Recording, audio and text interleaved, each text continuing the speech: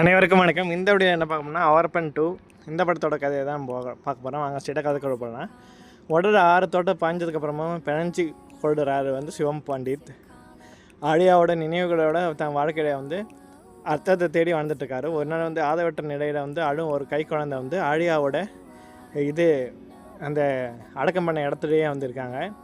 அதை அனாதை இடத்தை சேர்த்து அதற்கு ஆலியான்ற பெயரும் இடுறார். ஆலியா 6 வயது எட்டும்போது ஒரு குடும்பம் அவளை தத்தெடுக்குது. ஆனால் அவங்க சர்வதேச குழந்தைகள் கடத்த கும்பலை சேர்ந்தவங்க என்பதை இன்டர்போல் அதிகாரி சம்மர் மூலமாக சிவா தெரிஞ்சுக்கிறான். கடத்தப்பட்ட ஆலியாவையும் மற்ற 40 குழந்தையும் காப்பாற்ற சிவா பேங்காக்கில் இருக்கும் சர்வதேச குற்ற கும்பல் கூட ஊடுருவான். அந்த சாம்ராஜ்யம் நடத்தும் அம்ரித் என்பவரோட கொடூரமான மகன் ஜோரவர் தன் தந்தையை கொண்டு விட்டு பிஸ்னஸை கைப்பற்றான்.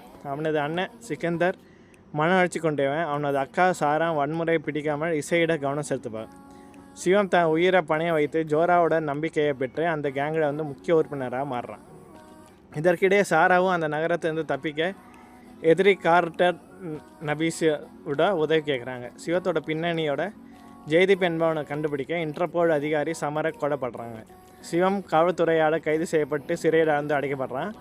ஆழியா இறந்து விட்டதாக சொல்லி ஜோவர் சிவத்தை மனதளவில் உடைக்கிறான். ஆனால் கனவுல தோண்டு ஆழியா வாக்குறுதினால விழித்தெழும் சிவா சிறையிலேருந்து தப்பிச்சு இறுதி போருக்கு தயாரான. கிளைமேக்ஸ் சண்டையில் ஜோராவோட கொடூரங்களை உணர்ந்த ஜெய்தீப் மற்றும் சாரா சிவத்துக்கு உதவ ஜோராவை சிவா வீழ்த்துறான். இறுதியாக ஆழியா உயிருடன் இருப்பதை அறிந்து ஆழியா மீட்டெடுக்கிறான். ஆழியாவை சாராவோட பாதுகாப்பான இடத்திற்கு அனுப்பி வைக்கும் சிவம் நபிஷாவின் நிபந்தனைக்கு கட்டுப்பட்டு மீண்டும் ஒரு கூண்டு பறவையாக தன் வாழ்க்கையை தொடர்றான். இதோட இந்த படத்தோட கதை முடியுது. நன்றி.